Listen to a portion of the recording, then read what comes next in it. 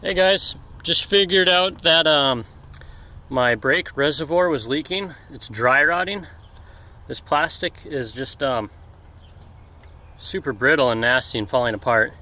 Anyway, I saw this hole here about a week or two ago, and I bought a replacement part on eBay, and that's because they're cheaper than the VW part. This is a 2005 Passat TDI. Anyways, this is the part for an Audi, and the tops look the same and everything looked the same from the outside, you know. So so far they do look just about exactly the same. So I'm pretty certain I can just interchange these parts. The only difference I can see is this sort of drain nipple on the new part is capped off. I'll put the link to the part I bought in the description. I went and I bought a used part for like 23 bucks on eBay. But the truth is, I would kind of recommend just buying a new part. You're going to pay a little more. And granted, this isn't horrible to take off.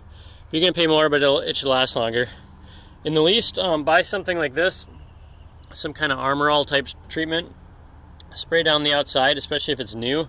Because it might be old stock that's new. I'd spray it down, saturate the whole outside of that to kind of rejuvenate it, protect it from ozone. How I got this thing off is, all you do is you're going to use some kind of turkey baster type thing like that. You're going to unscrew the lid, and you're going to put that turkey baster on one of those nipples, and you're going to suck out, just try both nipples, you're going to suck out as much fluid as possible. And you're going to try to suck some out of here too. There's still going to be a fair amount in there, so put some paper towels around it before you take it out. And then to actually take it out, there's this screw type thing located, if you're looking at it from the passenger side, basically goes through there. So it's coming through this here, going through the metal there, and then it's coming out the other side there. So you're going to unscrew that. You're going to use a Torx. So, and I just used a vice grips on this thing here, and then I was able to get it out by hand. And then I just pulled this thing straight up. You can see these barbed fittings fit in some kind of rubber grommet on the actual master cylinder apparatus. And you're going to be able to pull that whole thing out of there. If the barbs break off in there, you're just going to use some kind of big screw, and you're going to have to hold on to the broken off barb with a vice grips and put the screw in there, screw into the plastic. Make sure you don't go too deep and damage anything in your master cylinder, or whatever you call this. I know it leads to that, but this section here, anyway, don't damage it. But we're just going to see if this new one will pop right in right now, actually. Oh, one more quick thing, how these things come off. Just look at, you'll probably have one hanging here.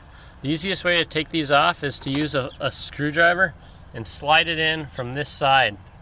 And it's gonna go underneath the hook. But the other thing to do is, all you're gonna do is stick a screwdriver in this part here, and you're gonna twist it. And by twisting that, when this part bends, you can see that little tongue, when it bends backwards, kind of upward, it's going to lift up a catch that's on a barb that's on this bottom piece, and simultaneously it pushes the other part off. Now when I did it to this brake reservoir, mine broke, so I just ended up kind of twisting and forcing the whole thing off anyways. It's kind of how it goes on some of these old plastic parts. But yeah, the ideal way is you actually just stick a screwdriver, flathead screwdriver in there, in this hole there, and twist it. Right here, it's going to be really hard to get at. You're going to have to use one of those little short screwdrivers, or you're going to have to use like a little bit like I did in a vice grips, and hopefully you don't break it. Best of luck to you. Just offhand here, I'll show you what else I got going on that I'm working on. What I initially started doing today was cleaning the turbo. A big question for me is, how oily should a turbo be? Because my turbo is leaking oil. And I'm doing all this because I got an engine code. I forgot the code. I'll put it in the description. But a lot of people solve that code by checking for leaks in their system, which I checked for. I couldn't find any leaks, but I decided to clean my turbo anyways. I also noticed that it's pretty oily, including oil in the intake tubes underneath. I disconnected some. Yeah, I couldn't tell any leaks. This thing here, this turbo actuator, seems pretty responsive. Although one thing I did, which I actually don't really recommend, is I squirted some of this rejuvenator stuff inside of that, thinking it will rejuvenate the rubber diaphragm. And everything seemed normal with that diaphragm until after I did that. And then after that, it'll hold a vacuum for 5 or 6 seconds. This thing's hooked up right now. It'll hold a vacuum, but then it likes to release it. I'm not sure why. And it is coming from that actuator, the releasing of it. Of course, now it's not. So who knows why. I wouldn't think it would release the vacuum because I squirted some stuff in there, but if you do squirt stuff in there, don't overdo it. Personally, I don't know if I'd recommend doing that. To get these nuts off, I followed what some people recommend on exhaust systems, and that's where you loosen it a little. You kind of try to loosen it, and then you tighten, loosen, tighten. And I did use a mix that I made of acetone and ATF, but WD-40 or pretty much anything will work.